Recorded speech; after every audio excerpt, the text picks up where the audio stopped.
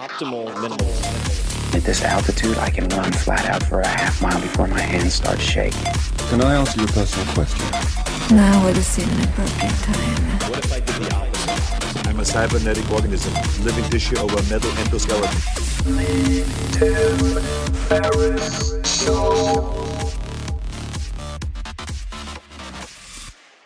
This episode of The Tim Ferriss Show is brought to you by 99 Designs. 99 Designs is a global creative platform that makes it easy for you to find an amazing designer and create designs you'll love. From logos to branding to packaging to books, you name it, they have it. And I've used them for just about everything. 99 Designs is the go-to creative resource for any budget. I've used them for years now for book covers, for instance, mock-ups of The 4-Hour Body, which went on to become a #1 New York Times bestseller, illustrations for the multi-volume Tao of Seneca, including the cover, and many other creative projects. I've been very impressed by the quality of their work. Most recently, I used 99 Designs to update the illustrations and layout of my 5 Morning Rituals ebook. The illustrations worked out great. I loved working with the designer we selected, and I plan to work with him on more projects in the future, and that's something you can do. You don't have to start from scratch every time. And right now, my listeners can get $20 off plus a free $99 upgrade on their first design contest. Simply submit a brief on the site describing what you need, and designers who are interested in your project, often from around the world, will submit concepts for you to choose from. You refine as you go, give feedback, and once you're ready, you choose one to finalize. It's a great way to get started and find the right match, a great designer and a great design at a great price. So head to 99designs.com/Tim to learn more or get started today. You can also see examples of some of the work that I have done with designers on 99 Designs. So check it out, 99designs.com/Tim. This episode is brought to you by LinkedIn Jobs. Hiring can be hard. It can be super, super expensive and very painful if you get it wrong. I certainly have had that experience multiple times. I've made a lot of mistakes, and I am not eager to repeat any of them. So I try to do as much vetting as possible now on the front end. Today, with more qualified candidates than ever, but certainly more noise than ever, employers need a hiring solution that helps them find the right people for their businesses without wasting time, without wasting money. LinkedIn Jobs provides just that. LinkedIn Jobs screens candidates with the hard and soft skills that you specify that you're looking for, so you can quickly find and hire the right person. They also look beyond work skills, so collaboration, creativity, adaptability, to connect you with candidates who match your business perfectly. They have endless business-specific data points that help them to massage this, and that which can help you to find the best fit. LinkedIn can make sure your job post gets in front of people you want to hire, people with the skills, qualifications, and other insights that help LinkedIn paint a better picture of potential candidates. It's no wonder that great candidates are hired every 8 seconds on average on LinkedIn. That's pretty wild. Every 8 seconds. So find the right person meant for your business today with LinkedIn Jobs. You can pay what you want, and the first $50 is on LinkedIn. Just visit linkedin.com/Tim. for more details. Again, that's linkedin.com/Tim to get $50 off your first job post. Let's check it out. linkedin.com/Tim. Terms and conditions do apply. Hello, boys and girls, ladies and germs. This is Tim Ferriss, and welcome to Kevin. Always cheating with a little sip. I'm just having a little sip of the whiskey that we poured. Another random show. This is a random show / crossover Tim Ferriss. So, wow, I haven't even had any booze yet. Tim Ferriss show / wherever this gets cross-posted. This is more like one of your episodes that you do when people, or you drink and people call in. It's kind of the like drunk dial episodes. Yeah, drunk dial. Yeah. Have you done one of those in a while? I have not done a drunk dial in quite a long time, so we can consider this a drunk dial among friends. Yeah, and you're here in person. Like, we're not doing this remote, which is awesome. I have to say that it's really good to see you, man. Yeah, it's good to see you as well. And it's my first time getting to check out your pad in Portland. Undisclosed location. Okay, Portland. I wasn't sure how secret that was or not. And it made me think, as we were prepping to sit down and do a random show, how long I've known you, because you mentioned that Toaster, your dog, just turned 9. Yeah. He's getting old. Yeah. And I remember when he ate the cables during one recording of the random show. I don't know if you remember that. Yeah. When he was a little pup. Oh, dude, he was eating everything back then. He actually, the scariest thing that ever happened with a Toaster, this shows you what a bad parent I am. He ate through an actual entire plugged in outlet. No, sorry. It was not plugged in. It was a heating pad that had, but he ate through the entire thing and I didn't even notice. And I looked down and can you imagine if that was plugged in? Like there would be no toaster. He would have turned into a toaster. Right, exactly. He'd have been burnt big time. So we have a bunch of display items that are out on this table in front of us. But before we get to that, do you want to describe where we're sitting? Yeah, we're sitting. So I have, I would say that one of the things that I was, that is awesome about living in Portland, Oregon versus living in the Bay Area is that I was actually able to afford a place that is bigger than the size of a little apartment in San Francisco. So I built a house out here in Portland. So it took us 3 years to build it. Finally got it done. And I think when you're like, well, not 12, because I guess I would have wanted alcohol. But when you're like 18 years old, you always think like, how cool would it be to have like a secret passageway that leads into like a bar or something, right? And a speakeasy. Yeah, a little speakeasy. And, I always wanted something like that. And we were going to put in a little entertainment room that would be bar / listening to vinyl, like a place to go and just kind of hang out anyway. And so I talked to the architect and I was like, can you put like a secret door to get in here? And so we built this like fake bookcase and it kind of swings open and then you have a bar. So we're in our little bar here. It's really minimalist, very Japanese in feel. Reminds me of some of the bars we've been to. Yeah, absolutely. I mean, that was definitely in inspired. Tokyo. Yeah. And what was that one bar we went to? Gen no something or other. Something. Bar. There's Bar Gen, which is... It might be Bar Gen. Yeah.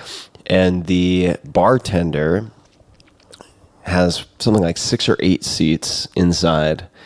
And amazingly enough, I had met him many years before when we sat down. You might remember this a couple of years ago in Tokyo. And he's like, I think I know you. And I was like, I think I know you. And it turned out that for the food marathon that I did for the 4-Hour Chef, which was 26.2 dishes in 24 hours, and these are large portions generally, we went to a restaurant called Brushstroke, I think it was called. And at the time, he was their superstar master bartender who would chip these softball-sized ice spheres by hand with a little ice pick. That's one of the best parts of Japan is when they make their ice by hand with a pick. Very high labor. Yeah. And this has that feel. And in fact, if you look at the wall, I'll try to paint a picture for those of you listening. There is this beautiful black wood behind the bar where the floating shelves are, which have downlighting coming up onto these beautiful bottles of various types of alcohol and liqueur and so on.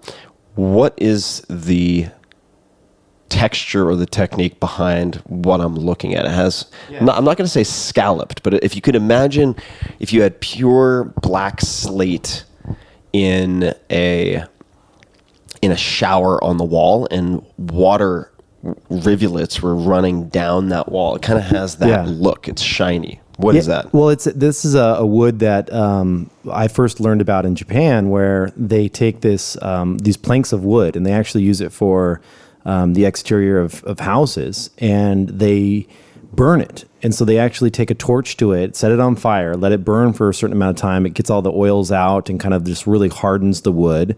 They put it out, and then it has this really beautiful aged kind of burnt wood look to it. So we decided to use that rather than have like wallpaper or something in here. We decided to use that as the backdrop. So it's all this like Japanese burnt wood. So it does, when you shine light on it, it looks like there's kind of like water coming down it or like a little scaly, but it's just really beautiful stuff. It's gorgeous. And we will put a link in the show notes to the actual technique, and you can see how it's done, because it's also used, obviously, as you can see here, outside of Japan. I mean, it's a technique. I actually had this brought in from these Japan. were brought in from Japan. All right. I don't know if they do it here. All right. Well, so if you want to go super honmono is like the real deal, the real McCoy in Japanese, they would say honmono. And if you want to go real super homono, then you can bring the wood from Japan. Well, the nice thing about doing it, bringing it in from Japan, honestly, is that The cost. well, no, we weren't doing an entire house, right? This is not our exterior; it's one little room, right? So it really wasn't that expensive to bring it in.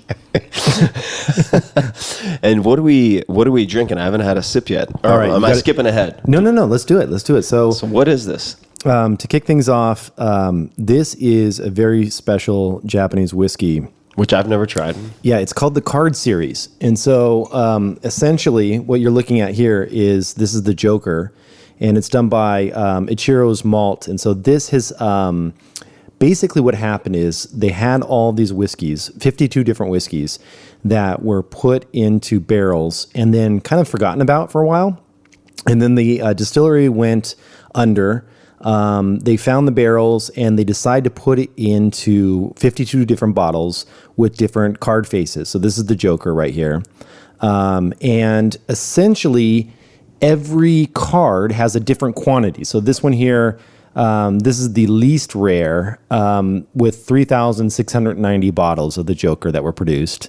And the most rare, I think, were like 50 bottles or something like that.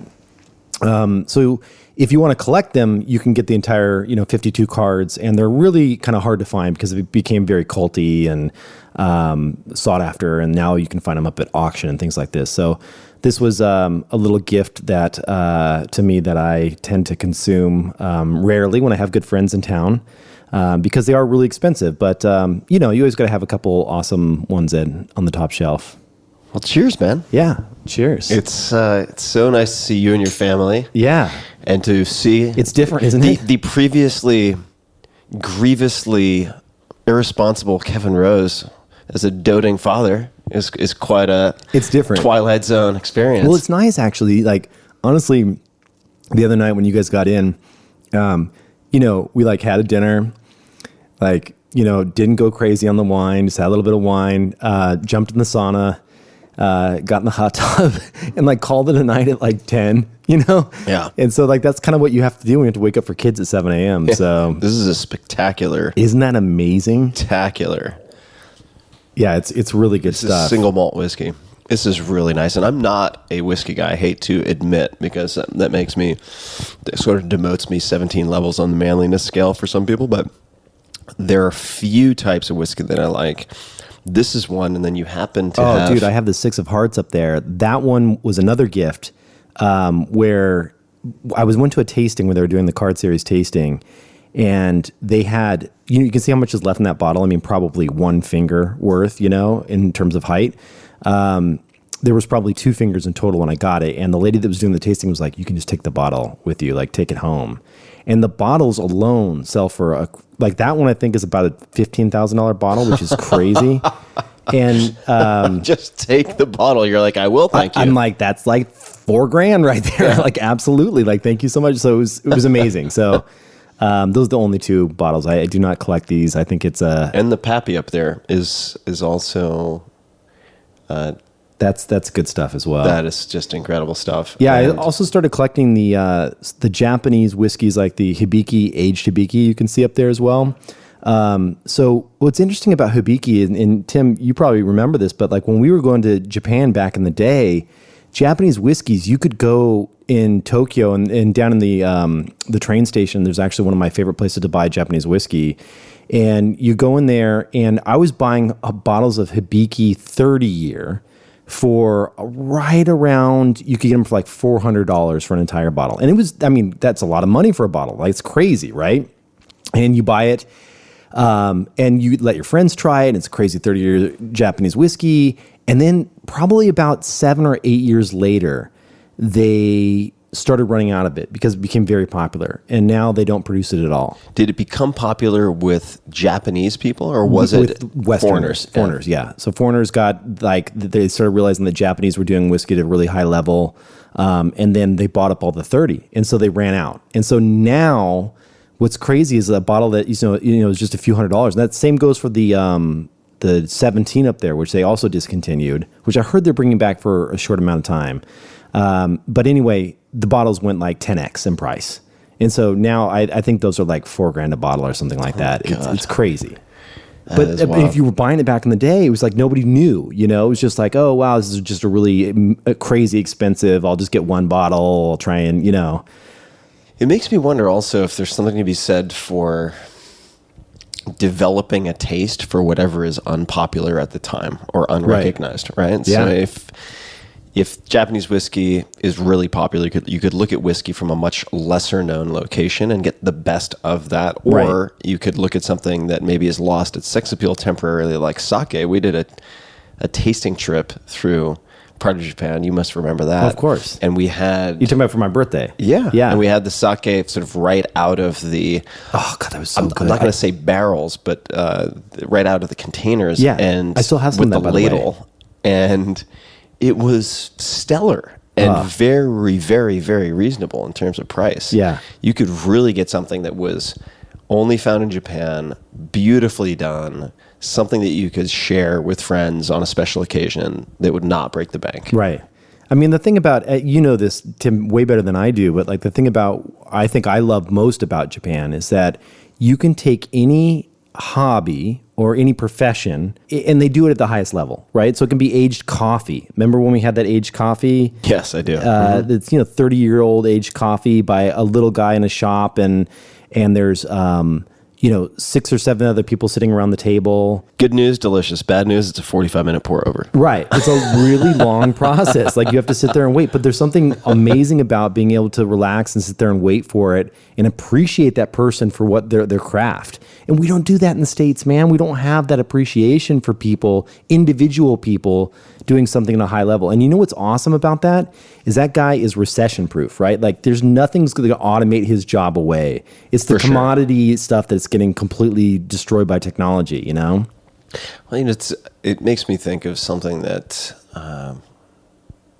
as a general theme, I bring up a lot when I'm talking to people who are starting businesses or thinking of starting businesses, and they have a high level of skill in anything. And almost every person has a superpower, something that is at the very least easier for them to do than for most other people. They may recognize it, they may not recognize it, but when I am talking to friends or acquaintances who are thinking of, say, starting a business, it's part of the reason why I always like to start with the conversation of what if you charged more than everyone else? Like, what would you have to create that is sort of based on this superpower related to it that would then be worth a price that is at the highest end? In part because it makes you recession proof, right? Like you have to look at things through such a different lens.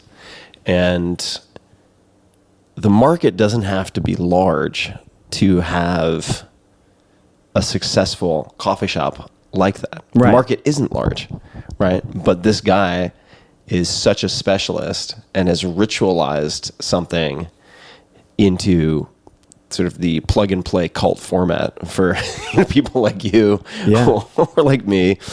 I mean, you like that shit. You got I horse like saddles and shit at your house. I that you do. collect. I do. You know that? Yeah, I do. I'm an unapologetic Japanophile, and I can see the good, the beautiful, the bad, and the ugly in Japan as I can, say, in the U.S. But the attention to detail, the beautiful and bordering on pathological obsession to detail just scratches every itch for me. Yeah. Same. And for that reason, you mentioned the saddles. I don't think I've ever talked about this, but when I don't spend a whole lot of money on toys, and I do spend money on a handful of things, but it's been very slow in development, just growing up with a family that was very, very money, sort of scarcity minded in a way. But for the 4-Hour Body, when I was writing the 4-Hour Body, I remember promising myself, at that point it was when I finish writing this book, if it is number 1, New York Times, not number 2, but if it's number 1, I'll reward myself with buying a Japanese antique of some type, which I'd never bought any antiques of any type. And love Japan, have this have always had, I mean, for decades, this obsessive fascination with martial arts. And years before, around the same time, actually, I was exploring a television series that involved doing horseback archery in Japan, which people can find online, actually, if they search Trial by Fire. I think it was Trial by Fire. You can find this weird video of me in Japan doing horseback archery. And so I decided to get a saddle. That was what I would reward myself with. And so I ended up with one of these saddles. And in fact, one was really cheap. Some of these auctions are so weird. I haven't participated in many of them. But you'll see the unpredictability of auction dynamics, where you'll see one item that for whatever reason has like two, big swinging dick muckety mucks who are just punching each other in the face to win with the ego reward of having this item, and so it goes for 5 times what was anticipated. Right. And then there's another one, because that happened, like knocks out a bunch of folks, and it's just empty. Like no one's doing anything. So I ended up getting 2 saddles kind of for the price of one, because who the hell wants Japanese saddles? Turns out not a large market. Wooden Japanese saddles. Yeah, wooden Japanese saddles. And I love them. They give me so much joy every day. And something I've been thinking about, I want to give someone credit, and I think I'm getting the pronunciation right here, but Adeo Rossi, who's been involved in the startup scene for a very long time. I think it's Founder Institute. Am I getting that right? Maybe not. In any case, but Adeo was recently in Austin, where I live, and he was doing a panel with a number of folks who were all very, very good. And it was a discussion of mental health. And he said something that I wrote down because it makes sense to me, and I think I've bumped into this occasionally, and I'm like, oh, there is some truth to this. And that is to the benefits of looking at things in the world and decisions, things you create and so on, not just through the lens of, is this good or bad? Which can often be an ethical choice, right? Like, is this good for me in the world? Is this bad for me in the world? But also through the lens of, is this beautiful or not? And I think the Japanese pay a lot of attention to this, right? Like, you can get a cup of coffee, perfectly great cup of coffee in many places in Japan. But like, can this guy we're talking about, for instance, just create a beautiful, unusual experience that you talk about 10 years later? Case in point, he can. Yeah. And there's a value to that. It's hard to really smack a label on it, but there's something in the essence of that I've grown to appreciate more over time. I hope some of that starts to carry over more into the United States and our, appreciation of that as a culture, because I feel like, as a technologist, like I can just see it 10, 15 years from now, like automation in a serious way is coming to pretty much every industry and every job, right? And if it's something that can be taught in a very easy, predictable way, it will be automated, right? It's the stuff that is creative, the stuff that is unique, the stuff that is hard to do and produce at mass, at scale, that will stand out, and you'll always be secure. Now, you're not going to make, that guy that's doing the 30, 40-year-old aged coffee, he's pouring, 15 of those a day or whatever. The guy's not in a mansion, like living it up in Tokyo, right? Right. But, he takes a lot of pride in that. I think that if you can be content and really believe in and enjoy what you're producing, and it fulfills you, then that's all you really need. Yeah.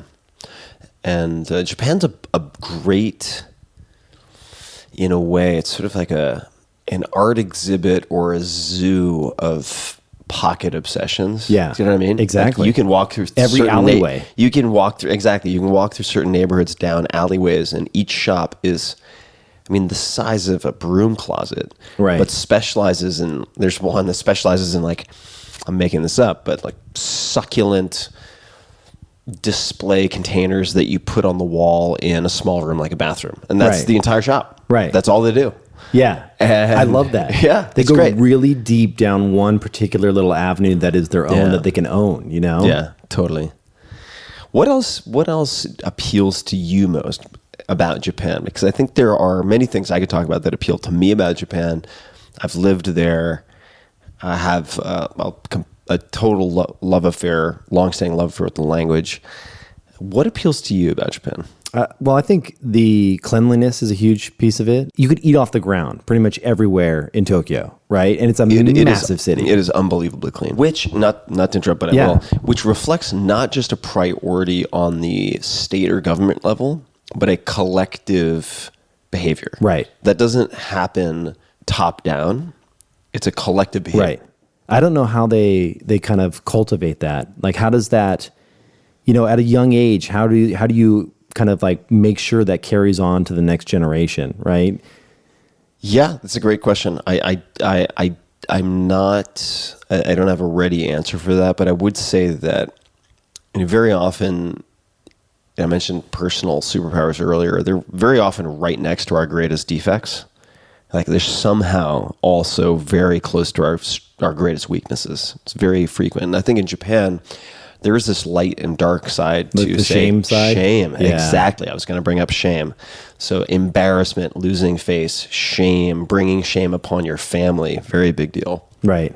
And Like remember, I don't know, like they're embarrassed for you, which is crazy. Like sometimes like when you do something that's like awkward, they'll like rush out to give you something so that you're not embarrassed because they're embarrassed for you. oh yeah, there are multiple levels of like recursive humiliation in Japan. It's like just like the language and the culture has so many complex etiquette rules around hierarchy, and there's honoring language. There is what you would call in English, I guess, humbling language for yourself, which is self-deprecating. There are all these different layers of grammar and words that change based on how you relate to someone else. And it's the same with embarrassment. I think that's something that they've like teased out into a very complex set of rules and awkward interactions. Yeah. Yeah, for sure. I think the thing that sealed it for me is one time I was waiting for an Uber out there and in Tokyo, and I was looking around and I saw this old man coming outside of his house, and he had a rag in his hand and he was polishing his mailbox.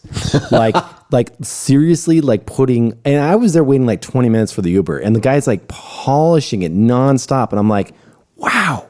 Yeah. Like, I don't polish my mailbox. Like, it's just like, that's like next level kind of like commitment to cleanliness and just respect for your items. Like how often do we just like throw shit out and just like don't recycle? And I wish we had more of that in our culture, but you're right. It's a double-edged sword. There's a shame component as well. Yeah, but it's worth exposing yourself to if you have the opportunity or the means to do so. I get asked a lot, what is your favorite place to travel? And it's an impossible question for me to answer because it really depends on China? For what? Yeah, China.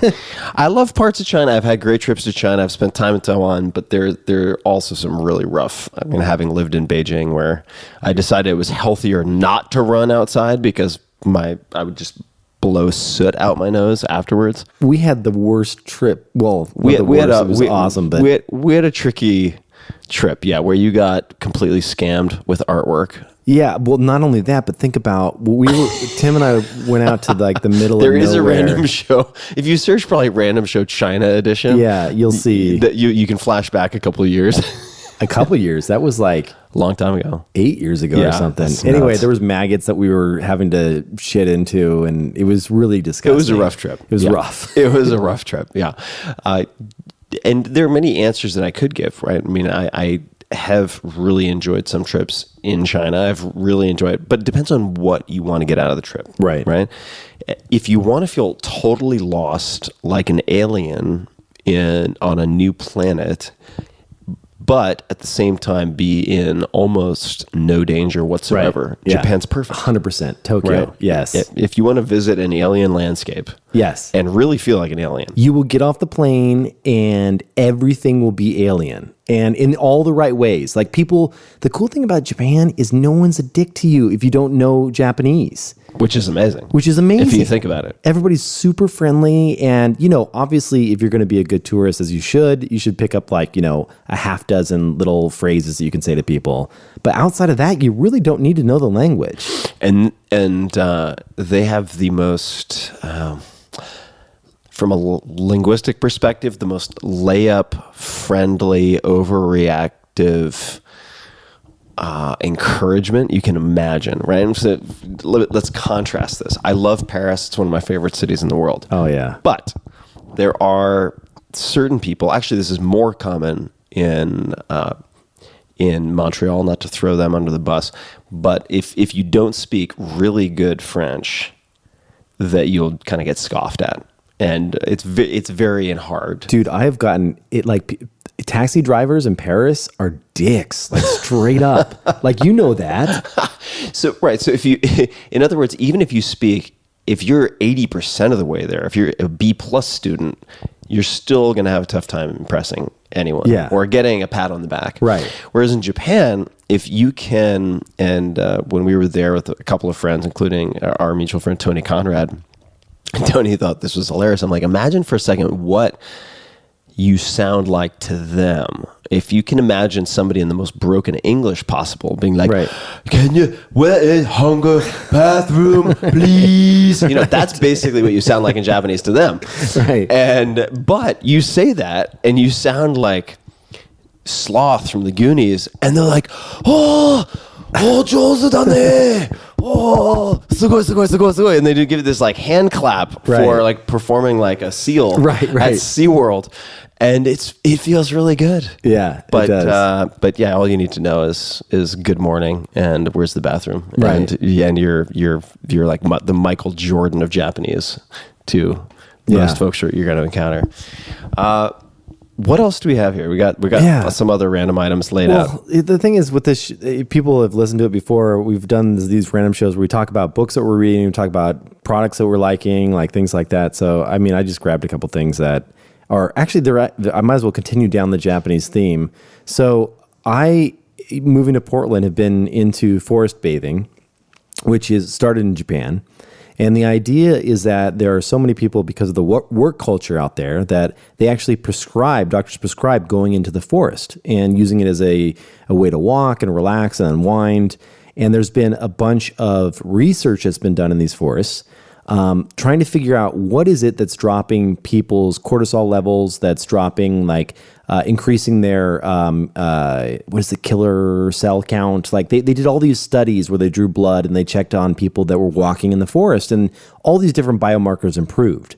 And so there were a few things that they were able to conclude. One, there's a certain bacteria in the soil that's supposed to be really good for you, that's in Japan. And the second is, I'm sure just disconnecting and being in the forest is a big part of it, but also the scents and the aromas that the trees were putting off.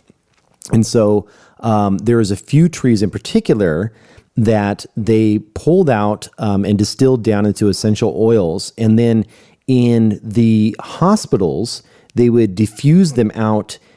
And they saw a dramatic decrease in people getting sick at the hospitals in terms of like people getting flus and colds and things like that. And so I basically read this entire book on forest bathing and decided to buy a few of these essential oils and use them. You can either diffuse them in your room, or you can pour them over, hot coals in a sauna. Hinoki is obviously a very popular tree out there. So I got some hinoki oil. And I think there's 4 or 5 different ones. Another one is a hiba wood. This is another one here that you can smell, and they smell fantastic. I'm not here to sell you essential oils. I don't have any brands to recommend, but smell that. This smells like a Japanese spa. Which one is that? That's the hiba wood. Hiba wood.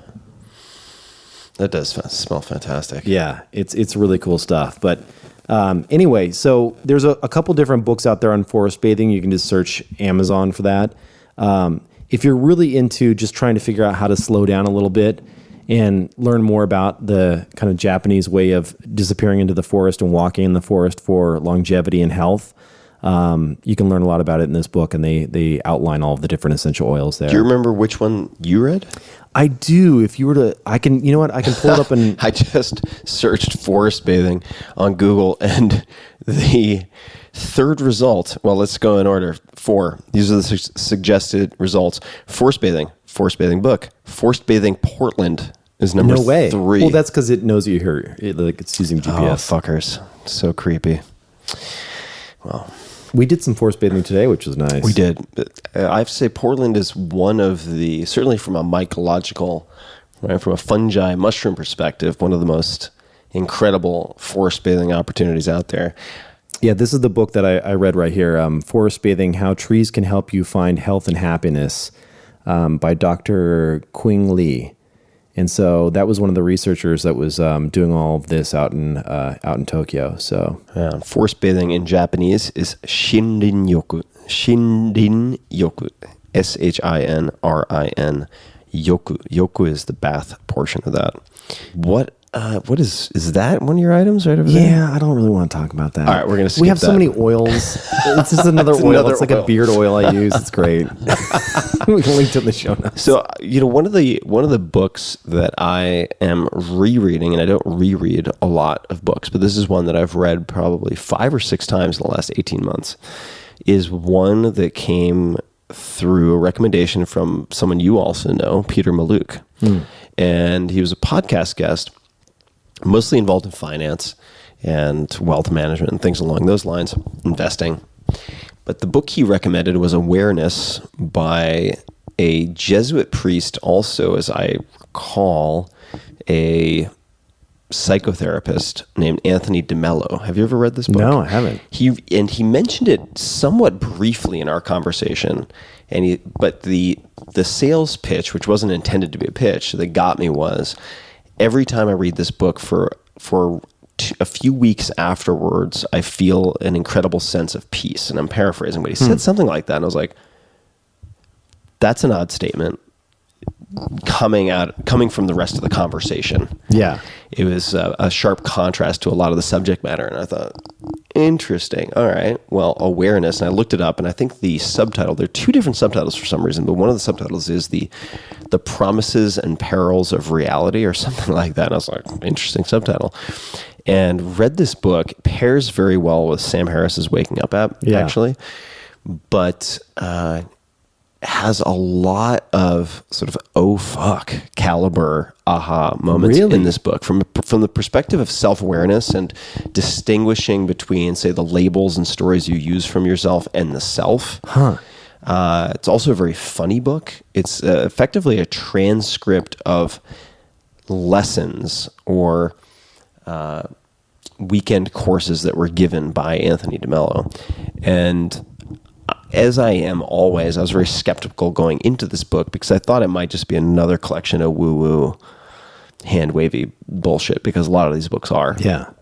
And it really had an impact on my life immediately, and has become this sort of reboot, in the sense that occasionally, I'm sure everyone has had the experience that your phone is just kind of slow, things aren't working, maybe your bars are dropping, shit's just going kind of wonky, and you're like, you know what? I need to restart my phone. Yeah, you have real phone issues. Like, outside of that, like, I can't text you. It turns into like those green texts. Oh yeah, my phone needs an update. This is a very old phone. I'm very dull edge when it comes to phones. I want as many bugs to be fixed, found and fixed with new versions of iOS, new Such phones. an old man thing to say, dude. It Like, is. give me the old. I have an iPhone 6S or whatever this is. It's ancient. Yeah.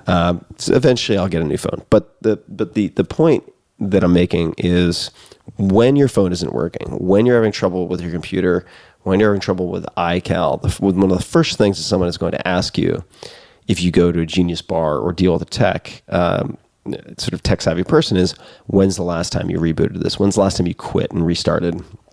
And for me, this book, Awareness by Anthony DeMello, has that effect. That's awesome. Dude, this psychologically is like, you're and going to sell emotionally. 100,000 copies of this by saying this. It sounds awesome. And I'm happy to. This is one of a handful of books that I now buy by the dozen in paperback. It's a short book. It's a very fast read, that I buy by the dozen to have in my house so I can give them to friends. I literally have an entire shelf in my guest bedroom that I can tell you what the other books are.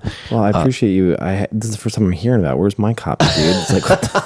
Well, I you have give to them visit to all you my have to- friends. You don't understand. I My have friends, dozens of them. my friends who visit Austin. I know you have an entire brood, sort of pending soccer team that you need to cart around the world. But the Oh, it's not awareness. on Audible, dude. It's not on Audible. You don't see it there, right?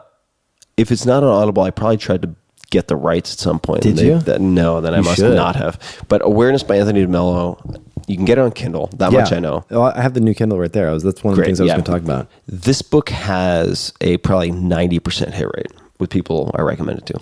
That's awesome. It's really good. The other books that I have are How to Change Your Mind, Michael Pollan. So of course. I have a whole rack of that book. And then also The Gift, which is a collection of poems by Hafez, Hafiz, which is just a wonderful and very funny collection of poems. And I'm not the person historically who has read poetry. By any stretch. That's so crazy. Are you starting to get into poetry? In the last few years, I've been reading a few poets, not many, and also become very open to. It seems like maybe unrefined poetry in the sense that I've been turned off of poetry many times in the past. Yeah, I think because there's a breed of poet or a breed of poetry fan who seems to be similar to the hoity-toity fan of, say, abstract art, where it's like if you need an explanation, then you don't get it, right? Kind of thing. There's a lot of poetry where I read it and I'm like, I don't fucking get it, right? And I'm not into that kind of poetry, right? But Hafez makes perfect sense to me. Maybe spending a little bit of time in psychedelic space helps with that. And then poetry like Mary Oliver. Mary Oliver's amazing. I've really become a huge fan of her work. A handful of folks. I don't have a lot of exposure. But have you been reading poetry? Well, I just got a book on how to read poetry, actually, that I thought was pretty interesting. I went down to Powell's probably just a month or so ago, and I was Powell's is for people that don't know. Powell's is amazing. It's like one of the best. Well, I would say it's the best bookstore in the United States for sure. It's actually still a bookstore independent bookstore that's thriving and doing really well here in Portland. It's massive. It's like the size of like a Costco or something. It is truly enormous. Yeah, and they have a whole poetry section. And for me, I've always been a fan of. I invested in a company called Jor that does guided journaling on iOS and iPad. How do you spell it? JOUR. It's like short for journaling. So they do these like encrypted guided journals that you can do. And the reason I wanted to get into that is I've just read about the benefits of actually kind of just opening up your heart and pouring out a little bit of what's going on inside as a way to be very therapeutic and just kind of release certain things that you may be holding on to. And there's a lot of, obviously that's a big part of poetry as well. And so I was like, well, I'd like to read what other people are, how they're releasing their emotions, and also maybe eventually get into this myself. Not in a way that I would ever share publicly, but just something like, I think that you and I are the same in that we're both like, want to experiment with different things like all the time, right? Sure. Trying new things. And so this is just one of those things where I was walking down the aisle and I was like, sure, I'm going to pick up a book on poetry. Why not? Grab The Gift. Okay. It's really good. Cool. And it's funny. The guy is a really funny fucker. Like he's very funny and very irreverent. Actually got into a fair amount of trouble back in the day from present day Iran. And just you read 50 pages and you're like, if this guy were alive today, he would be in my top 10 people I would want to have drinks with. That's awesome. Yeah, he's very, very funny and profound, and it requires a very high level of sensitivity and artistry and wordsmithing. Of course, these are translated by Daniel Ladinsky in this case to achieve that. It's a very hard effect to produce in such a short format well, I think. Yeah. What else are you reading? Well, I will say have read the thing in the recently. last 3 months that probably, it just consumed me this summer was a course by Michael Singer, who wrote The Untethered Soul. Mm-hmm. So he has a course over that was on Sounds True. That they're like a publisher. Yeah. So he has a course that's a video course, and it's a 5 session, like hour and a half, 2 hours per video. 8 or 9 session, hour and a half, 2 hours per video, on surrender and just really how to embrace surrender and incorporate it in your everyday life, and how that is one of the most powerful things that you can do, and how it just really, really simplified letting things unfold for me. How do you,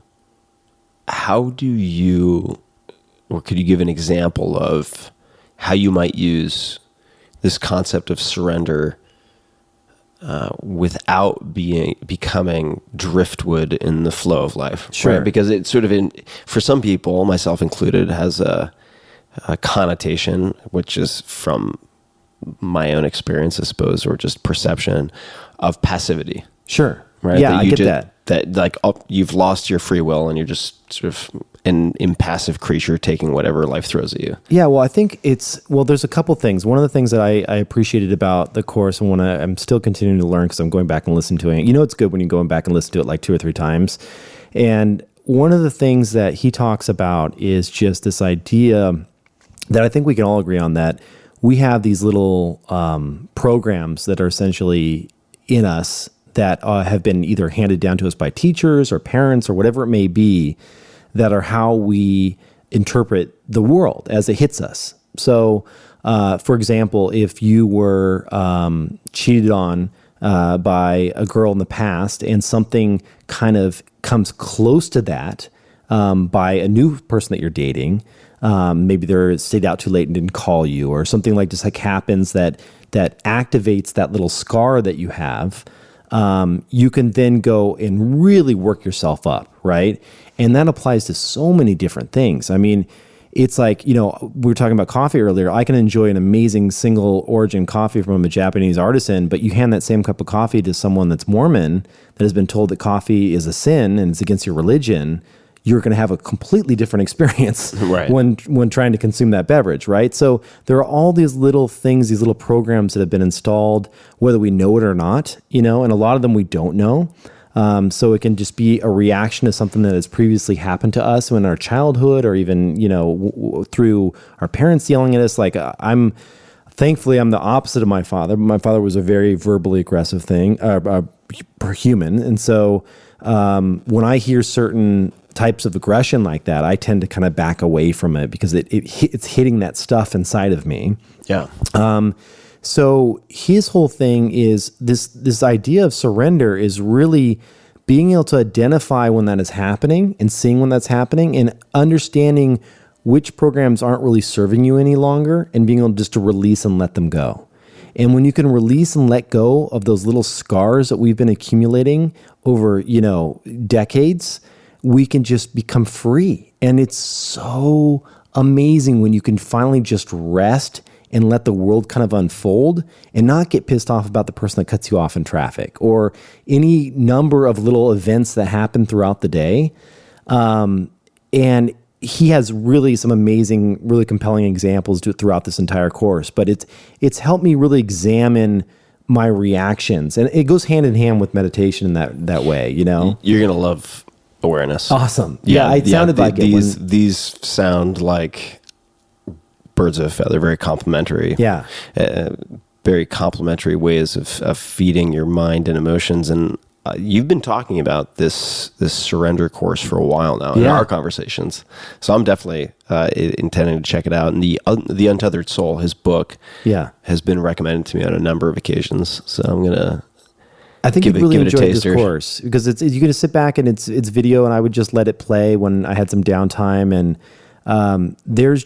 it's funny what people think of. Your reaction was the exact same one that I had initially, where surrender is this kind of passive thing, and it's like, gosh, it feels like a weak thing, actually, if you think about it. Like, you're surrendering. Oh, that's the weakest thing. But think about it this way: it is the hardest thing to do. Someone cuts you off in traffic and you're like, that motherfucker, right? Like, what's harder, to get angry at them or to surrender and just let that pass through you rather than hit you? Yeah. It's hitting you in some way, right? And so this course is not about like having people step all over you, because obviously that would be a horrible thing and no one wants that. But it's really about understanding and being able to choose and let go of of probably 98% of it, right? Like there's still things that I get amped up about. If certain things aren't going well in our country, or there's certain things that, people are getting mistreated, or, there's things that will really still charge me to do things.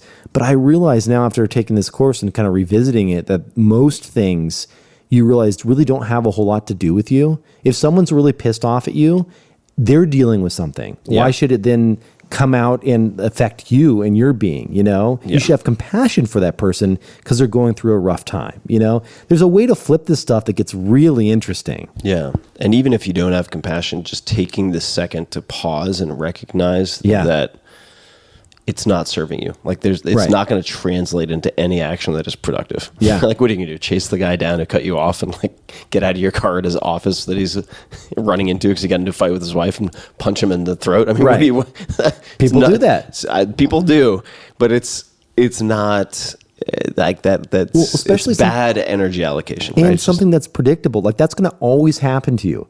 It's that's getting cut off is going to happen to you for the rest of your life, hundreds of times. Like, why are you going to get so charged up about it every single time? It's ridiculous, Yeah, for sure. I'm excited to hear what you think of awareness. Yeah. It'll pair very well with that. Yeah, I love stuff like that. It's just like, any way that we can just kind of get a little better understanding. And to your point earlier about Sam Harris's course, I think that Sam has the best meditation course for people that want to take it seriously. I made a meditation app with the thinking of just doing a free unguided timer and some very basic instructions. But that's great if you want something that's free. Like Sam's is a paid course, and I think that he goes deeper. And I love it. It's not just window dressing. It's really taking meditation seriously. I know you completed the 50 days as well. Yeah. Mm-hmm. Yeah. I just finished up the 50 days and I thought it was phenomenal. Yeah, it's super strong. And, they're different strokes for different folks in terms of meditation styles. Oh, and so for sure. And it's, his style is not for everybody. But for the right person, it's really helpful as a skill progression. As a sort of logical progression of skill development. What am I holding up here? This is something. Might as well. Yes. Can we talk about this? Yeah, let's talk about it. Might as well talk about it. This is something that I've been downing since a lot of since I got to your house. But and on the can it says DRAM, DRAM, and then the particular. So that's the brand, and then cardamom and black tea. Below it, no sugar, 0 calories. What is this thing that I'm holding? Yeah, so this is interesting. And this is a company that actually someone that I know here in Portland was like, you got to try this sparkling. Because a chef. She knows, she's a chef, and she knows that I drink sparkling water. And she's like, you got to try this sparkling beverage. Like, it'll change your world. And I was like, well, why? There's so many of them out there. Like, every Whole Foods aisle or whatever has, 100 of these, right? And she goes, no, this is different. They're actually bitters makers. So remember, like bitters and cocktails, and they create these concentrates from real herbs and spices and like very bitters focused, and then put them in sparkling water. So it's not like you're never going to see on the side of like one of these cans like natural flavorings. Like that's not what they do. Like they're hand pressing their ginger. They're doing they make these 0 calorie beverages. And I would say, I don't know if you agree with me, but it's like an order of magnitude better than anything you find in the store. They're really, really good. They're really good. And the black tea and cardamom is my favorite, by the way. I think that's this one I tried a bunch. This is the current fave. You have an entire refrigerator full of these. And you and Tony, who I mentioned earlier, brought this to my attention. I'd never tried it before that. And we should say, just in full disclosure, we're looking at it, and I've talked to the founders, and we're considering investing. Neither you or I have invested in this company. No, we haven't. But whether I invest or not, it's really good stuff. Yeah, it's really good stuff. And they do solid. a CBD one. Can I say that you tried it? You're okay with that? Sure, yeah, I'm fine with that. And shit. What was that? I said you do psychedelics and shit. Like you're fine with saying you did a little CBD at my house.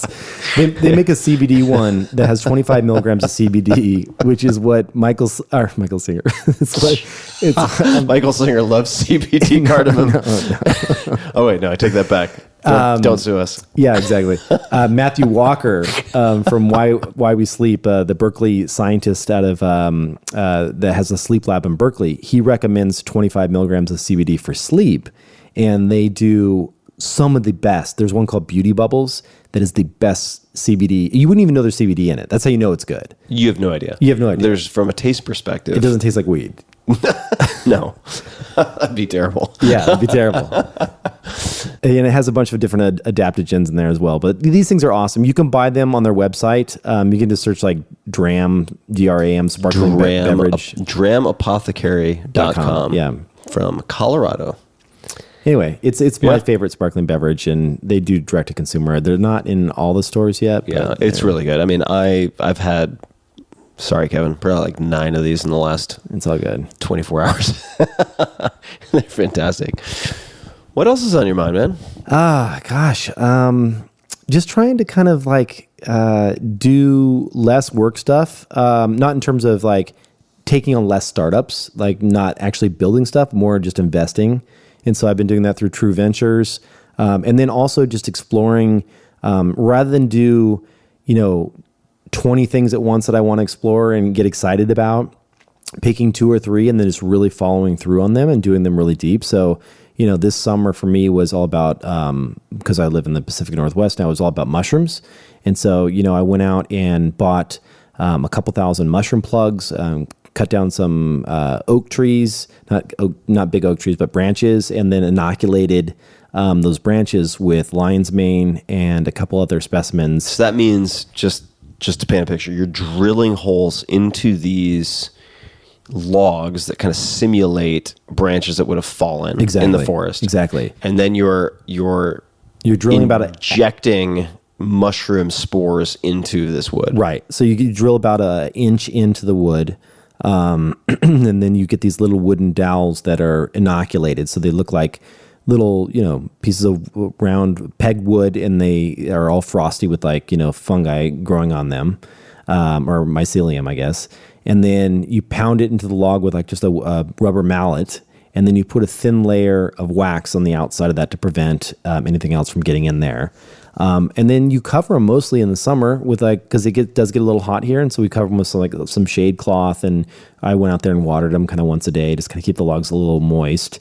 And then in the fall, either this year or next year in the fall, the lion's mane will really start to just come out of them. And I'll have these massive lion's mane that I'll turn into, chop them up, saute it with a little bit of garlic and butter. And you'll have just an amazing mushroom that is also really good for the brain. There's been a lot of studies done on lion's mane in the brain and brain health, and helping you with memories and recall. And it's good stuff. You are also doing a lot of fasting. Yes. You want to talk about that? Yeah. I mean, I talked to you, when we checked in when I first got here, and we were chatting about fasting, and you're like, yeah, I've been fasting for 18 hours now. And I was like, oh, really? Like, how often are you doing that? And then we had a whole discussion about it. But yeah. What are you using? Well, I started Zero, the fasting app, about 2 years ago, and that really has taken off. We've had, close to, I think, over 40 million fasts now or something like that. It's really wild. Yeah, and we've got 1 million people fasting on a month, and it's growing like crazy. Zero. Yeah, and it's completely free. Peter Attia just joined as the chief medical officer to really help put some medical rigor around what you should be doing, especially with extended fasting. There's like magnesium and some other supplements and things you want to be considering when you're doing longer, especially water-only fasts. So, for me, I do a quarterly 5-day fast, and then I will try and do at least 5 days a week of 18 hours. And that, for me, I can find, I got to tell you, I still do love these Portland beers out here are really good. And I know this is the hell that I have to face, right? Because I love like meditation and all these things, but I also like to have a couple beers. So on the other side, Kevin is fasting 18 hours a day. All of his other calories he consumes are from beer. Right, exactly. I have a window of 2 hours where I just get hammered. No, seriously though, in the summertime, the beers are so amazing that I will just become a little piggy and I'll just get super fat. Yeah. Because I'm just having these amazing beers and they go right to my gut. I find that at 18 hours, I can pretty much throw anything at me. Not that I want to, because I want to try and eat healthy and pretty well-rounded, but I can slim up quite well and not have issues with weight, which my dad's side of the family was all obese and had heart disease and all that stuff. So it's something I take pretty seriously and try and maintain a pretty lean physique. So 18 hours is kind of my sweet spot there. When you do your 5-day fasts once a quarter, are those water fasts? Are they fast mimicking diet fasts? I did only one 5-day water fast, and it was so brutal. It was brutal not because of the hunger, but because of the sleep. Yeah, I had a really hard time sleeping, and I got rapid really heart cold. rate. Yeah, exactly. Rapid heart rate, all that good stuff. And magnesium will help with a little bit of that stuff, but yeah, you really want to, if you ever do anything like that, you want to talk to a doctor, be under their supervision. 100%. You really want supervision. So I'm doing something called a fasting mimetic, which is like you do limited calories, about 500 calories a day. This is like the Walter Longo Yes. FMD, fast mimicking diet. Exactly. So this is Walter Longo is a scientist out of USC, and he basically developed this protocol for cancer patients. It really helps reduce the effects of chemotherapy, so you're not getting a lot of the nausea and things of that nature, and makes it more effective too, Makes it more as I effective. understand it. Yeah, I mean, absolutely. And we know friends. I mean, I'm not going to mention names, but he's come out. The CEO yes. of Zero. Oh, great! All Right now, Mike Mazer has come out and talked about this. He had stage 4 cancer Remarkable. and used this fasting as part of his regimen in conjunction with chemotherapy. Pre-treatment. Yeah. He would do a 3-day fast or something along those lines. Yeah, I think it was 2 days prior days. to chemo, and then during chemo, and then 2 days after. So that was his 5 days. And he was in a lot better shape. I remember one time he called me up and he's like, I didn't fast for my last round of chemo, and I'm just obliterated. Like, he could really tell the difference. And Walter has done some amazing work, and you can go and search his work on YouTube, and you'll see the videos of the rats and mice that he's inoculated with chemotherapy, and he does the fasting ones with the non-fasting ones. And the ones that have fasted are running around the cages, same dose of chemotherapy, and the ones that have eaten food are just like on their sides. Just I want to say that was also, if I'm remembering correctly, Mike's experience where he did the fasting, and other folks he got to know who were undergoing treatment at the same time were like laid out on the couch, having a tough time moving, and he was doing like 10-mile runs. Yeah, he was running, which is crazy. So it's, there's the one piece of, actually the one study that I really love was this one that they had these women that had breast cancer but were in remission. And it was something like 2,500 women. It was a decent sized pool. They had them do just a very simple circadian rhythm kind of fast, which is, you don't have any food after sunset, and then you fast for 13 hours. So it's mostly just kind of like, sleeping. Sun up, you're allowed to eat. Yeah. Basic rule. Basically. And of those women that followed the protocol, they had a 36 or 38% reduction in reoccurrence of breast cancer just by fasting 13 hours, which is nothing. That is the easiest fast you could do. So there's a lot of benefits to it in terms of inflammation markers, in terms of your obviously better glucose levels if you're not nighttime snacking. You don't have elevated glucose when you go to bed, which is huge. I think we blew the nighttime snacking yesterday. Well, you went whole hog on that tub of ice cream. I went whole hog. What is? Well, it was. Right. I would say it was. We split it. Yes, engaged in some behaviors that make one eat ice cream, indulge in things like ice cream. That ice cream is amazing. Yeah, I don't know what that is, but it has this layer of like ganache. Yes, it's about, the chocolate. It's got about a 1/4 inch of ganache on the top with sea salt on top of that. And then it's a caramel ice cream underneath it. What is that stuff? Do It's you know Ruby the name? Jewel, dude. It's a local place. What is it here. called? Ruby Jewel. It is unbelievable. Yeah. If you don't want to eat an entire pint of ice cream, do not buy it because it will not last. Yeah, that's the problem I have. I because it's local here, and they always come out with these summer flavors with like the strawberries and stuff, and so you can see why I do the 18-hour fast.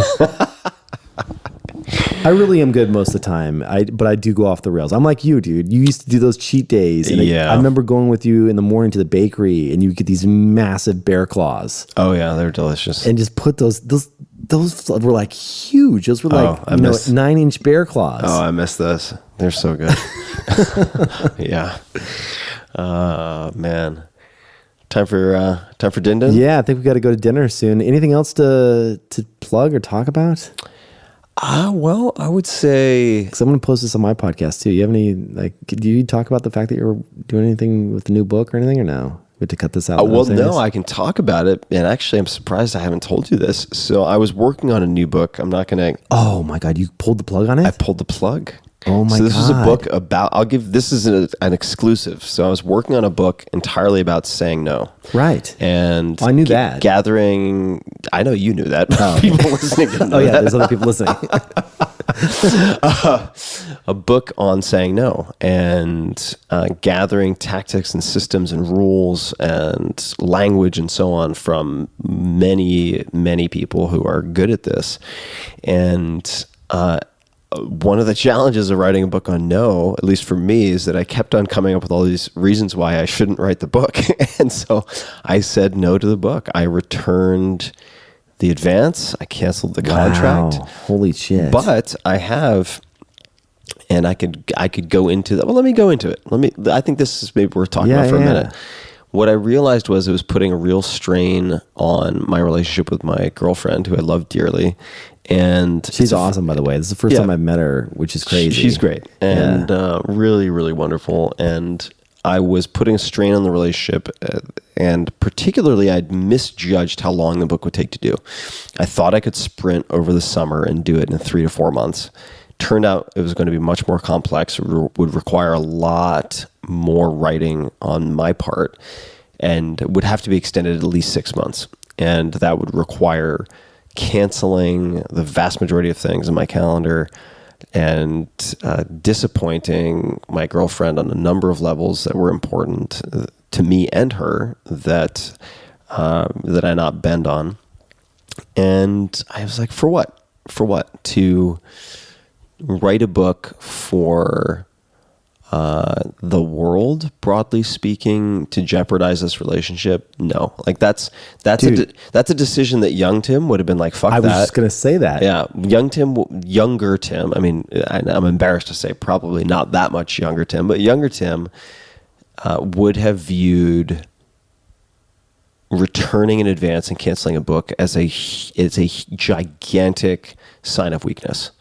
And quitting, and I've spent a lot of my life developing a very high pain tolerance and being able to just endure.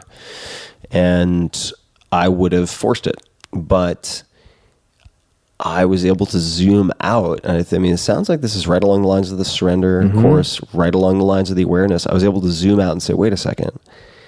I'm viewing this as a very binary thing. Maybe this isn't a binary thing. And what I realized was, at this point in my career, I'm very fortunate that I don't have to publish anything on any given timeline.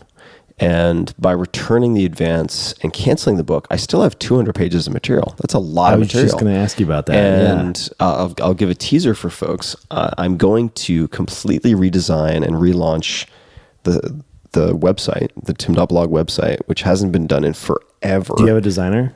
It's basically done. Yes. Oh, wow. Yeah, Crazy. it's basically done. You did it yourself.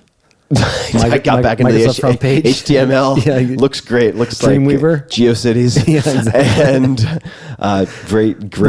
great help from Matt Mullenweg and the folks at Automatic. And I am actually going to get back to writing on a regular schedule. Oh, that's awesome. I'm going to start putting stuff out. That's the plan, at least, in a way that mimics how this all started. I mean, before the book, before the 4-hour work week even, the blog was what helped launch things. I was just going to ask you if you were going to, why not use this content? I mean, it's going to be great content. I'm going to use a bunch of it. And there's some fantastic stuff. And I can say there's some fantastic stuff because it's not dependent on me. I really found some people who are just fucking incredible at this. And give me a little hint on the book, though. I want to know, since we are doing a little exclusive here, what is one thing that you learned? Well, okay, let me put it to you this way. What was the aha moment for you where you realized, wow, I have something that is new and unique enough that I need to go write a book about this? What was that moment? Yeah, so I'll answer it maybe in a way that is a bit lateral, but I decided to write the book not because I said I know the magic sauce for giving the answer that people need. It was because I wanted to gather more tools and resources for myself to become better at it myself. Turns out that I think I'm pretty good at it. In other words, I would go to a lot of friends asking them for advice, and they're like, dude, you're the best person I know at doing this. You should be writing that. And in some cases, that was true. In other cases, there are folks like our friend Josh, who's incredible at it, but he doesn't view himself that way. Right? Oh, Cook? Yeah. Oh, he's really good at it. He's really good, but his in his position in his work relative to maybe some other Michael Jordans of saying no, he didn't consider himself to be very good, even though he is. Looking at any normal sort of group of people, he's excellent. So it started out, as almost all my books do, as a very personal journey to learn how other people do this, so that I could borrow their principles and techniques and so on. The aha moment I would say that I had, and this also coincided with realizing, oh shit, this is going to take at least another 6 to 9 months. This is not a sprint for 3 months. And I can do a lot in 3 months. I mean, I did 200 pages in 3 months, but I was like, to get it right, to make it, because I have no interest in writing good books. And I'm not saying my books are the best thing since sliced bread. I'm not saying they're good literature compared to Tolstoy or anyone you might pull out of a hat. But my goal, at least, is not to write a good book, because if you're going to put in that much effort, that's like running 20 miles of a marathon. It's like, no, do the last 6.2, which is really like the second half of the marathon, right? Which is the hardest, because you want to put out a great book. And I was like, all right, to do a good book, I could do a good book and my fans would buy it and it would be helpful, but it wouldn't be enough. And I'll tell you what that means. You can get the best language in the world, template emails, auto responses, and so on, to give people. And that's part of what I thought I needed. And it's necessary, but not sufficient. If you don't do a pretty major psychological overhaul and develop this awareness that we've been talking about, like the observer status of your own patterns and stories and codependence also, where you feel like you're responsible for managing the emotional states and responses of other people. Right. The templates and so on are going to seem really attractive, and then a week later you're going to be back in your email doing all the same shit. Right. It's just not going to work. And crazy. You should write this book. This sounds awesome. I wrote a lot of it. And there were some really important pieces to touch upon. And what I realized is that you have topics that are sort of independently treated well in like 5 different genres, and to write a book on saying no that actually works, like that provides a systematic approach that really, really, really works, you kind of have to take those 5 genres and put them all into a book. Yeah. I'm curious, was this, did you plan on having this be something that you could apply to things outside of, say, a work scenario? Because I know a lot of people would say, Tim, like, dude, that's nice that you have 100,000 people wanting things from you. I don't have those demands on me. But I think there's even more power in saying no to things like Netflix, or saying no to something else and just sitting. It's not that you have to fill the time with something. That's like, I feel like that's what we're always trying to do. Like, how can I fill the time with something better? Right. But it really is. All right. So you're also touching on something that made this book very difficult, which is when you start to really investigate no, and a book on saying no is also has to be a book on why people have trouble saying no, which is also a book on why people say yes to too many things. Right. And before you know it, the book is about everything in the fucking universe. Right. Like it bloats. Sure. And very quickly, I put in a quote in actually the first chapter from John Muir, I think it was, which was in effect like, whenever you try to separate out one thing in the world, you find it hitched to the rest of the universe. And constraining this book was very, very challenging. I bet. Because, as you pointed out, there are many different types. So many rabbit holes to go down, right? There are many different types of temptations to which you should say no. Broadly speaking, they could be put into two categories: internally generated distractions, and then sort of externally imposed invitations, distractions, requests, etc. And they both depend on certain types of psychological reformatting. And I decided to focus on some of the commonalities. But the book, that's not going to be a book. But when I say it's not going to be a book, here's the thing. I could put a bunch of stuff on the blog, fine-tune it, make it better, and then publish it as a book a year from now. Why don't you just do a series of blog posts to start? Well, that's the plan. Yeah, that'll be great. And then if I decide to do a book, it's going to be a better book if I do it later. It'll be more refined. And the saying no is really not limited or specific to work or personal.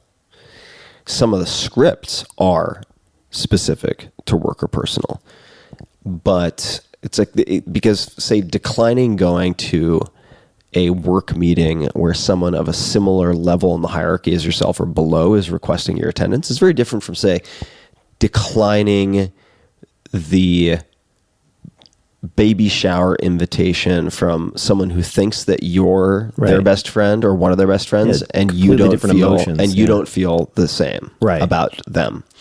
That's different. Right. And the language you're going to use is probably very different. The consequences could be very different. The way you might have to do damage control on those consequences, which is also a chapter that I started working on, is like, if shit really goes sideways and you feel like you need to fix it, what do you do? What's the cleanup procedure?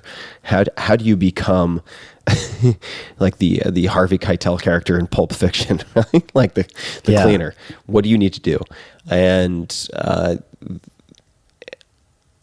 lot of those skill sets apply not only to work situations. I think that work is actually the easiest, even though many people may not view it that way. Even in the beginning stages of your career, or when you feel like you don't have many options, the fact of the matter is you always, now I'm like getting into it, but you always have options. You always have options. They might just not be very attractive to you, right? You always have options, always. And so the book is also was intended to explore that. Like, why do we artificially constrain our options? And if you are seeing a binary choice of A versus B and both are unattractive, what are you missing? And can you zoom out? What are the tools for zooming out so you can see the other paths you could take? So there were aspects of it that were really fun to work on, that were really, really useful to me immediately, right? I would, and that was part of the litmus test for each chapter. It was like, all right, is this something that I can literally use in the next 12 hours? Yeah. I want these templates, dude. I really need no templates. I've got a bunch of them. I've got tons. That's awesome. So just like, screw the book to sell a template pack. Yeah. Tim Tim's template pack of like saying no. Tim Tim's template pack upsell when all that fails, when you come back and you have all of your old behaviors still intact. Right. Here's the psychological makeover. Right. So yeah, that's something I'm really excited about, and I'll just give a shout out also and a congratulations to the entire team at Johns Hopkins for the successful launch of the world's largest psychedelic research center. That's awesome. And the first psychedelic research and consciousness research center in the United States ever, which just launched at Johns Hopkins. Well, and we should definitely mention, you probably won't, but you've helped fund a lot of this, which is a big deal. Thank you for doing that. It's my pleasure. I know so many people that had reached out to me being like, I can't believe Tim did this, blah, blah, because they don't know you directly, but they know that I know you. And it's like, people are freaking out about it, dude. It's a big deal. It is a big deal symbolically and practically for the field. A lot of conditions that are poorly treated or viewed as untreatable currently, whether that is, say, end-of-life anxiety, after terminal cancer diagnoses, treatment-resistant depression, eating disorders like anorexia nervosa, which has the highest mortality rate of any psychiatric disorder. A lot of people don't realize that. Nicotine addiction, opioid dependence, etc. PTSD from war, sexual trauma. These conditions seem to be treatable through paradigm-shifting frameworks utilizing psychedelic compounds, and the results thus far are pretty staggering. I mean, they're very unlike anything that's been seen in the world of psychiatry up to this point. And the center at Hopkins, for me, was about a year and a half in the making. So it was a very very involved process, and there were a couple of folks who along with my contribution, were able to get this funded. The foundation who provided the most money was the Stephen and Alexandra Cohen Foundation. They've done a lot of incredible work with veterans, and they put in a large slug, about half, maybe a little bit more than half of the total required, which was $17 million for this center, which is a 5-year commitment. It's very important because it allows Hopkins to not only attract but also retain some of the best people in the country for doing this type of research. And then you have yours truly, Matt Mullenweg, just a beautiful human being, CEO of Automatic, which I mentioned earlier. Auto, M-A-T-T, I see. If you see what he did there. Yeah. There's about 1,000 distributed employees. They run WordPress.com, among other things. Blake Mykoski, founder of Tom's. Oh, awesome. I didn't know Blake was involved. That's great. Yeah, Blake's involved. And then Craig Nuremberg, who's an investor, who's done some incredible things. He's very shy, so I won't get into much. But it was important that everybody be willing to allow their names to be used for this. I did not want any anonymous donors. Yeah, because it just reinforces undeserved stigma for these compounds that have so much therapeutic potential and very, very demonstrated low toxicity at this point and anti-addictive properties. So.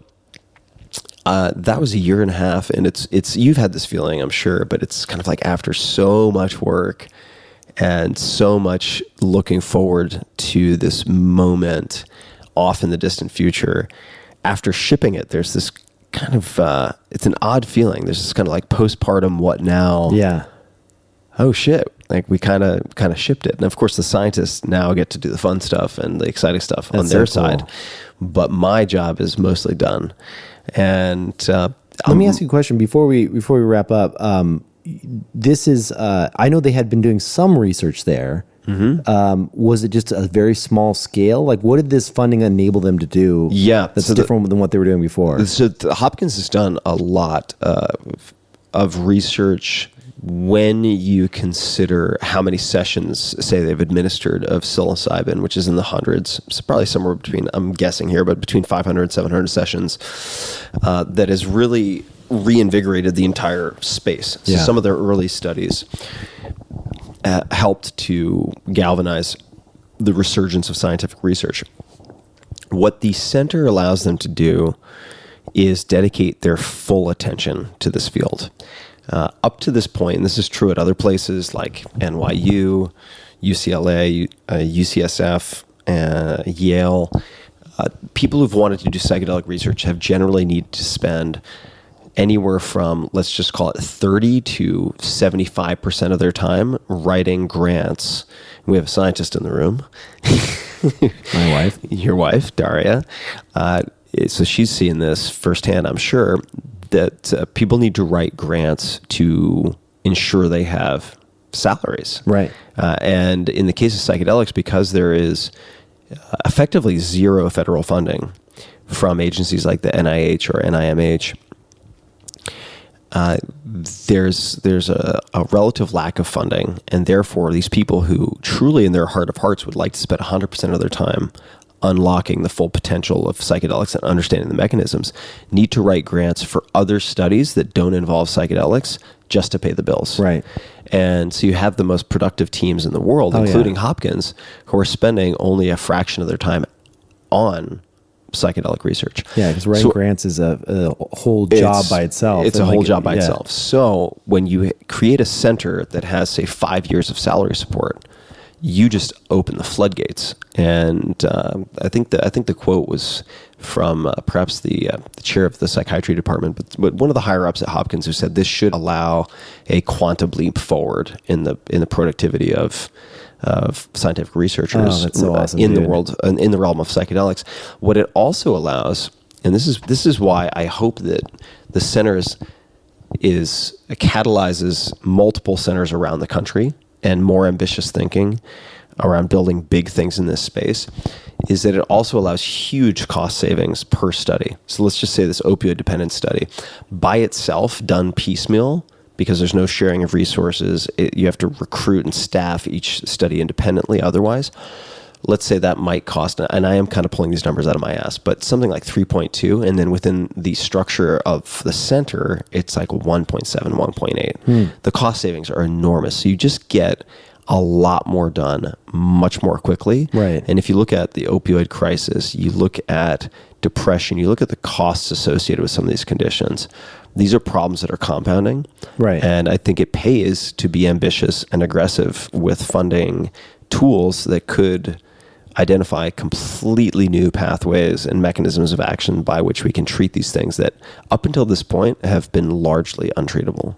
Yeah. I mean, I think that this is a very noble cause and something that I've been tracking for the last few years and watching these kind of studies come out. And as someone that has benefited from a high dose psilocybin guided session, I can tell you that all of or a large chunk of the kind of trauma that I was dealing with my father being so verbally aggressive over the years and causing like that impression upon me, I was able just to release in 6 hours, which was amazing. It's wild. And the lightness you feel from that afterwards sticks with you. Yeah. And so, I mean, and I have it easy. Like, think about the people that are addicted to opioids, or, you know, all these other people that came back from fighting wars and have PTSD. And I mean, there's so many applications for it. Yeah. It's really exciting. Yeah. And then there's some organizations, if you're not interested in engaging directly with universities, although if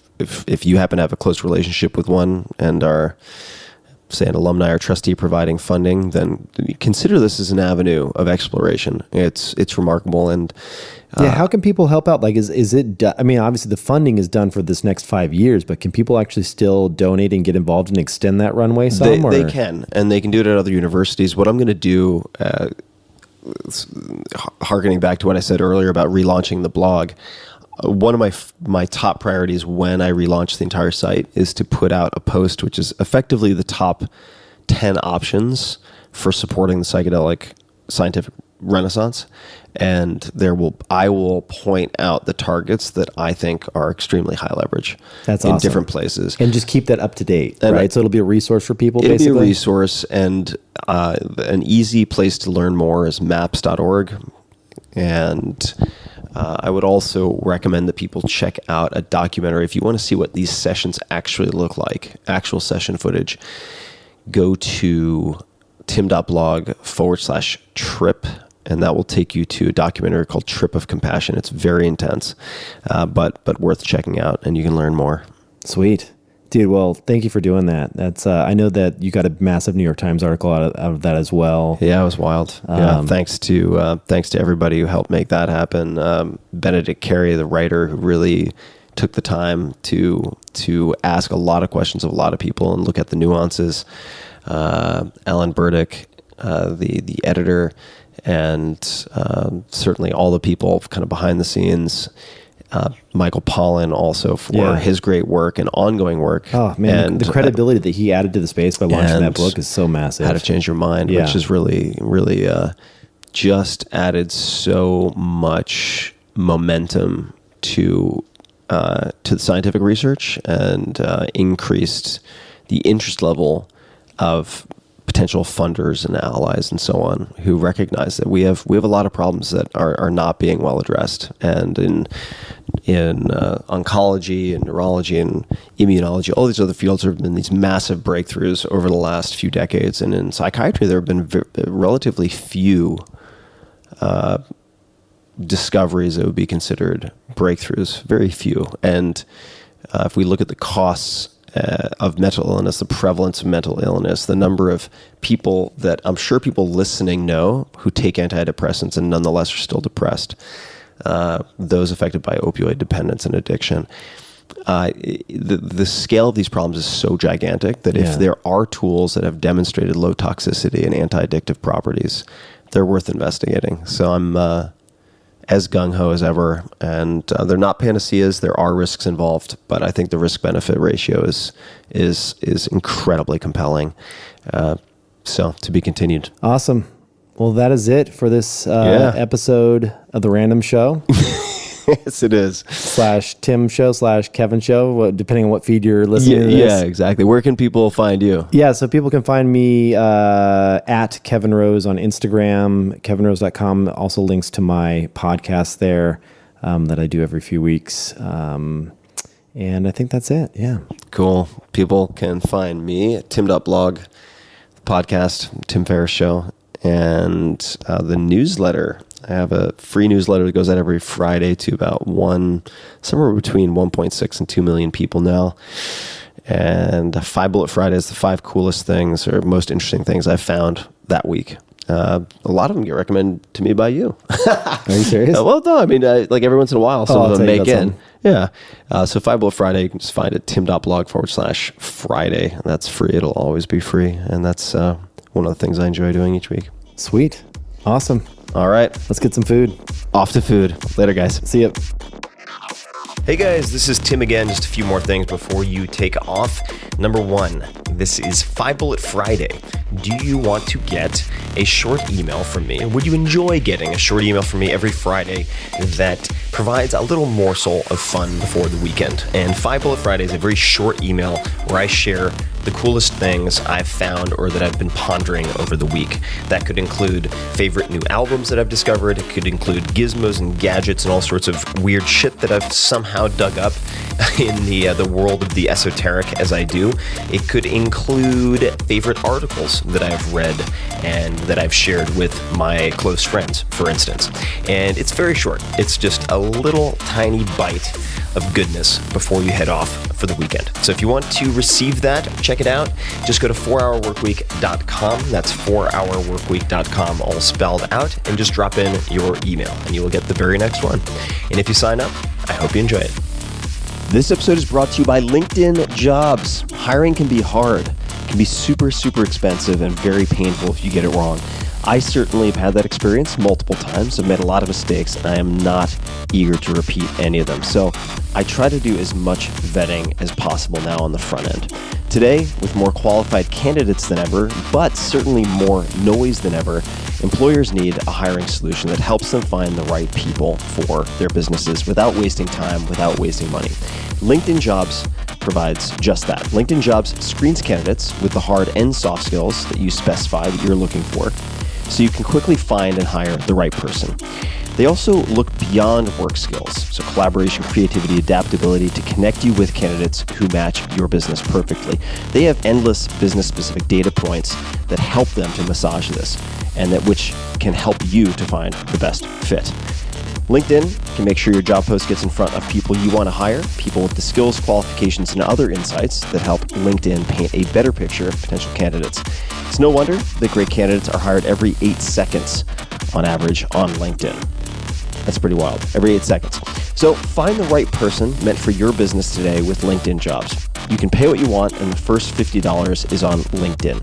Just visit linkedin.com/Tim for more details. Again, that's linkedin.com/Tim to get $50 off your first job post. So check it out. linkedin.com/Tim. Terms and conditions do apply. This episode of The Tim Ferriss Show is brought to you by 99 Designs. 99 Designs is a global creative platform that makes it easy for you to find an amazing designer and create designs you'll love. From logos to branding to packaging to books, you name it, they have it. And I've used them for just about everything. 99 Designs is the go-to creative resource for any budget. I've used them for years now for book covers, for instance, mock-ups of The 4-Hour Body, which went on to become a #1 New York Times bestseller, illustrations for the multi-volume Tao of Seneca, including the cover, and many other creative projects. I've been very impressed by the quality of their work. Most recently, I used 99 Designs to update the illustrations and layout of my 5 Morning Rituals ebook. The illustrations worked out great. I loved working with the designer we selected, and I plan to work with him on more projects in the future, and that's something you can do. You don't have to start from scratch every time. And right now, my listeners can get $20 off plus a free $99 upgrade on their first design contest. Simply submit a brief on the site describing what you need, and designers who are interested in your project, often from around the world, will submit concepts for you to choose from. You refine as you go, give feedback, and once you're ready, you choose one to finalize. It's a great way to get started and find the right match, a great designer and a great design at a great price. So head to 99designs.com/Tim to learn more or get started today. You can also see examples of some of the work that I have done with designers on 99 Designs. So check it out, 99designs.com/Tim.